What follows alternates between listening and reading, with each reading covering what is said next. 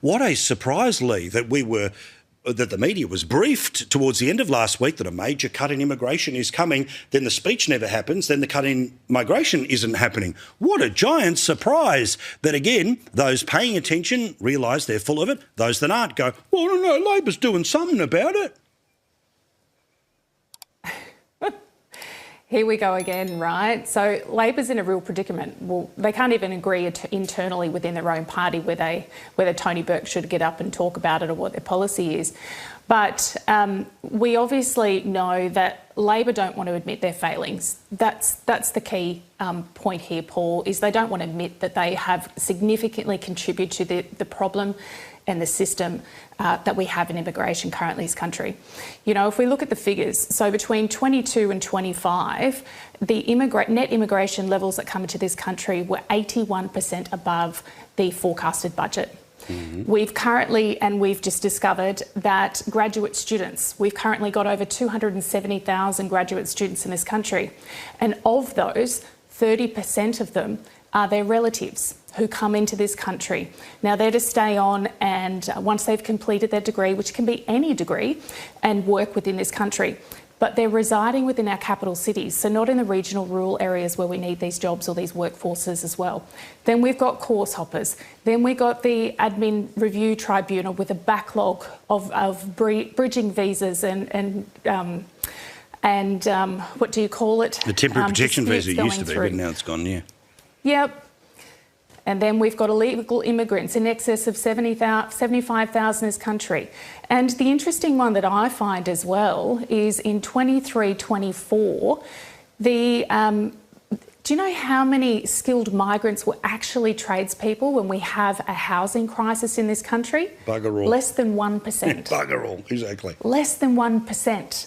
Which is phenomenal. So they've got their head buried in the sand, they've significantly contributed to this problem, and they need to stand up and do what's right, and they need to talk about the elephant in the room, and we need to get it right. Yeah, I mean, again, Kristen, right, we've had a version of this conversation a few times now, but the fact that the government tries to dress it up that they're going to do something, reality they're not going to do anything, instead the announcement is going to be about process. How very Labor. Yeah, it's, you know that song where they go, I spin you right round, baby, right round?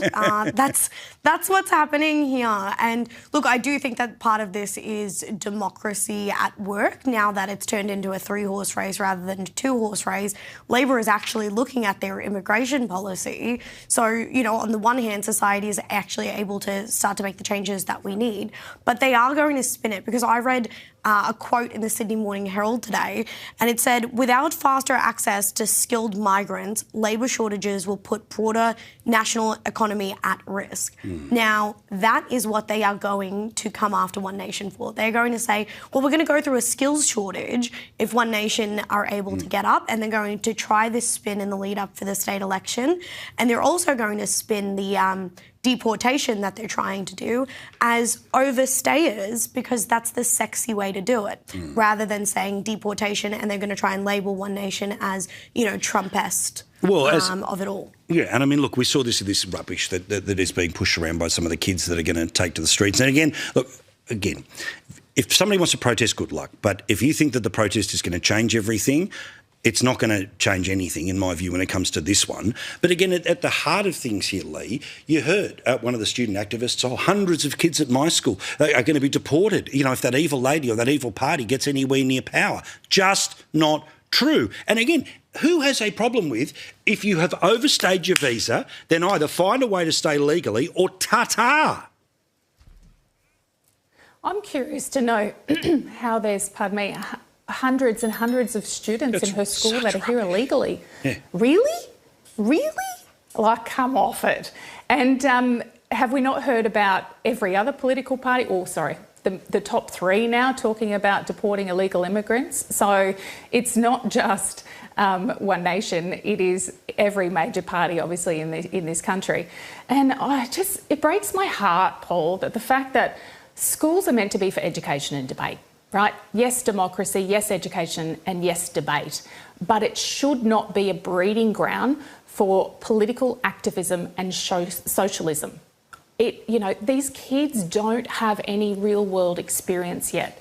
And the fact that she said that most of her teachers support this is deeply, deeply concerning, because it just absolutely emphasises of the ideology that is taught in these schools, that there isn't real unbiased debate. You know, she's never had a business. She believes that we're going to deport her school students, and she doesn't believe Pauline Hanson supports or believes in democracy. Such right. You know, if she actually sat down and had a conversation with Senator Hanson, she might actually learn something rather than getting out there and it's just fostering hate and division. It really is. Look, and again, if somebody wants to say, I disagree with them on this policy, and states the actual policy, then okay, that's welcome to the discussion. But you can't just make things up that are the potential consequences here.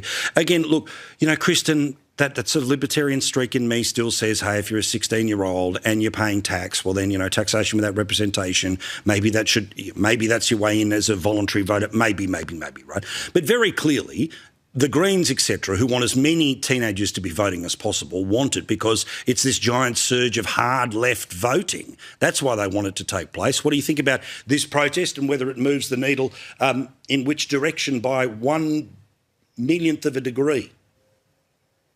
Well, they do say that the younger you are, the greener you are. But you do come out of school and you do come out of university with an idealistic view. Everything I learned about, you know, my profession, which is human resources, I came out into the workforce idealistic, and then you realise, well, it actually doesn't really work like that. So there is a lot of learning that has to happen and education along the way, and that's, you know, the reason why you have wisdom in, you know, the older years that you have.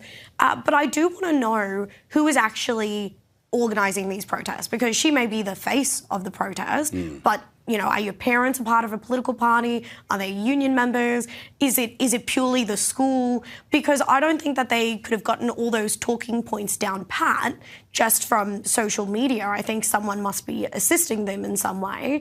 And I think it seems like radicalisation of our youth as well. It doesn't matter whether you're left or right, it's still radicalisation. Yeah, correct. Right. Imagine this. The government sets a migration target, promises to stick to it, and then blows straight through it like a pea-plater on the Hume Highway. That is not a hypothetical, that is Australia's actual immigration story right now. And by the end of this video, you will understand exactly how the numbers stopped matching the rhetoric. Quick favour before we continue, if you are finding this useful, smash that subscribe button and tap the notification bell. Over 90% of you watching haven't yet. It costs nothing, takes 2 seconds, and it genuinely helps this channel keep digging into stories like this one. Right, let's continue. Let us start with the headline problem. The federal budget set a migration forecast and reality simply ignored it. Independent analysis of the official data shows net overseas migration for the 2024-25 financial year came in well above what Treasury originally budgeted for, with permanent and long-term arrivals sitting among the highest on record. That is not a rounding error. That is a government promising restraint and delivering the opposite.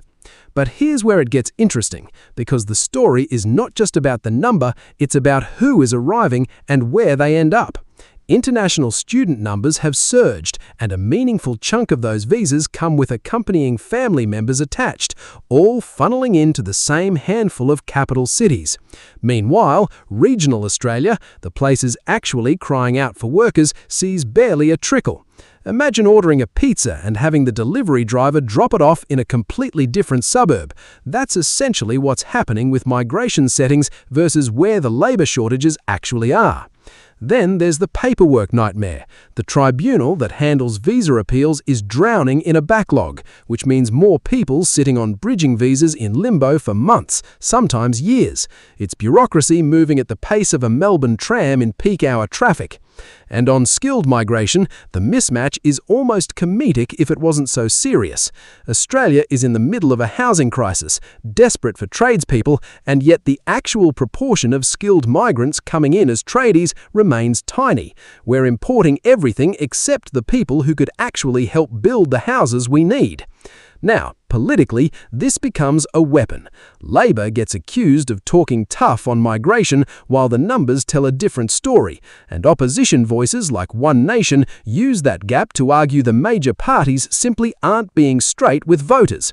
Whatever your view on immigration policy itself, the gap between promise and delivery is the real story here, and it deserves scrutiny regardless of which side of politics you sit on.